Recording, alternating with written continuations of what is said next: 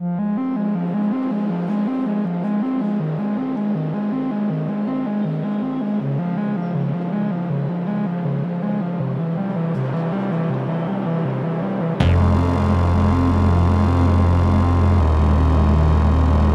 muito, acometido de uma gripezinha ou resfriadinho.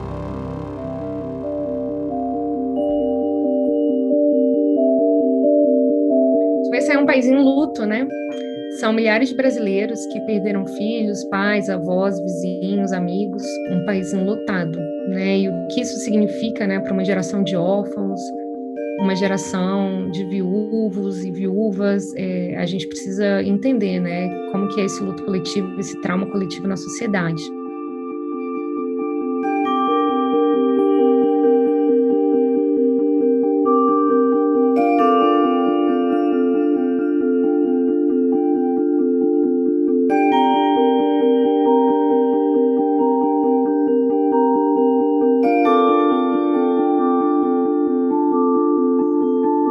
Nós perdemos 3 familiares para a Covid-19. A gente não conseguia viver, a gente não conseguiu viver o luto nem de um, né? A gente não conseguiu acompanhar, né, o sofrimento que a gente estava tendo ainda da perda do meu pai, da perda da minha irmã, e de repente, né, o meu irmão também falecer. Então, assim, é um trauma, né, muito grande para a gente, né? Tem crianças na família, né? Então isso tudo para compreender, para a gente explicar como é que isso aconteceu, por que as pessoas estão, né, morreram tão próximas umas das outras, né? Então, assim, para a gente foi assim, está sendo, na verdade, uma experiência muito ruim, muito, muito pesada, né? Você vê minha cara aqui, tá certo? Você vê minha cara, eu tô bem, tranquilo, graças a Deus.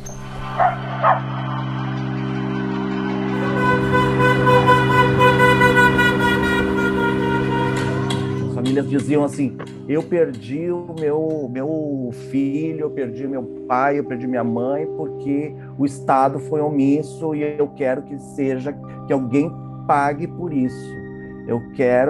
Já tinha vacina e mesmo assim meu pai e minha mãe morreram. Eu quero que o Estado pague por isso.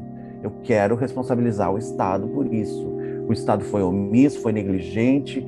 Então, a gente viu que o discurso das famílias no processo estava radicalizado já, né? E que a gente teve e aí a gente radicalizou o nosso discurso também. A resposta da tua oração, o nosso presidente, Senhor, Jair Messias Bolsonaro, esteve na nossa... A postura do presidente foi divulgada, ele fala isso publicamente, ele debocha das vítimas da Covid, né? Nós achamos que o primeiro tinha que ser ele, um ato mais simbólico, né? E então nós fizemos a representação criminal contra ele como um primeiro ato da associação público, assim, de mais peso, né? Porque nós achávamos que isso também iria dar uma resposta para as famílias de que nós estávamos na linha delas, nós estávamos em sintonia com o que elas pensavam.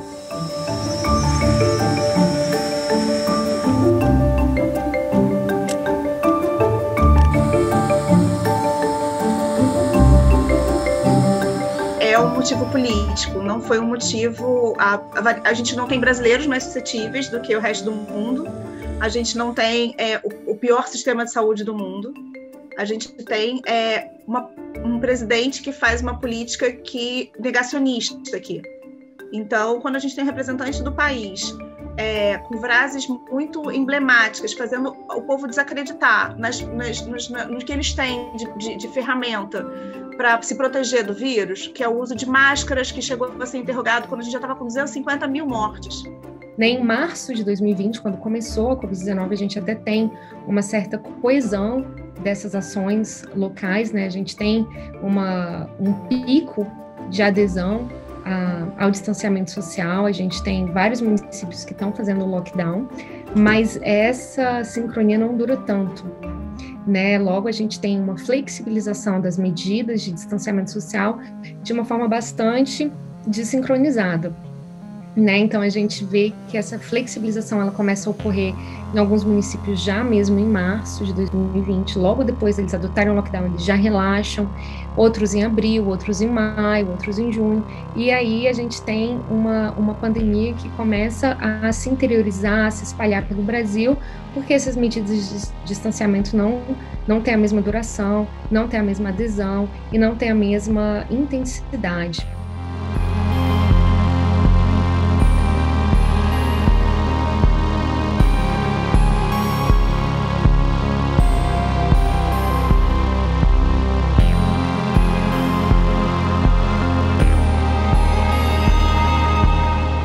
Passamos por momentos extremamente difíceis nesse último ano e meio, né? Ao contrário de alguns países em que houve ondas, eu acho que o nosso país nunca saiu verdadeiramente da primeira onda, né? Nós nunca nos livramos do Covid. Então foi extremamente extenuante o ano passado inteiro. A gente teve uma redução da lotação das UTIs por volta de outubro do ano passado, apenas para chegar no máximo do caos, que foi em março e abril deste ano, onde foi um completo caos numa cidade como São Paulo, né? Para se ter ideia, das outras cidades brasileiras, com lotação máxima de todas as UTIs públicas, todas as UTIs privadas, a escassez de inúmeros medicamentos mesmo, ou seja, não era uma questão de você não ter o recurso para comprar, mas sim você não encontrar a medicação, sedativos, bloqueadores neuromusculares, antibióticos, heparina, produtos básicos, noradrenalina, né, vasopressores. A quantidade de pacientes era tão grande que os suprimentos acabaram.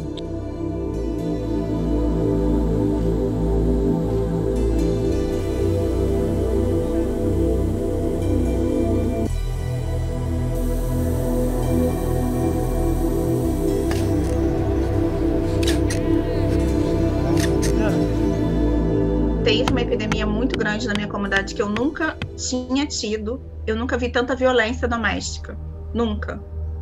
Então, é como se o alcoolismo aumentou muito, mas a violência doméstica, as mulheres que sofrem violência dentro de casa, que são agredidas, também aumentou muito, assim.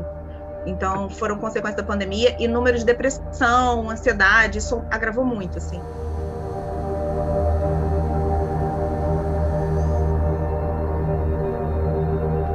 Que assim, nós estamos vivendo um trauma coletivo, né? Isso vai ser uma geração inteira, né, traumatizada com essas perdas. Apesar de talvez a gente não sentir isso de forma bem particular, mas porque o Brasil é gigantesco, né? Tem muita gente, mais de 200 milhões de habitantes. Então, se vai pegar, né, se eu for pegar o todo e ver essas perdas, às vezes é até um número pequeno, né, diante da população que se tem no país.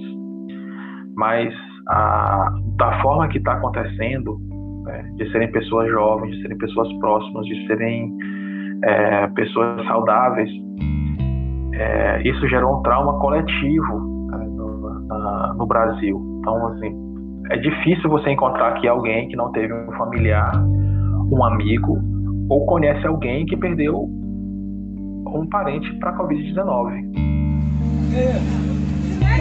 Não, aqui, ó. A gente vai lá fazer aquela?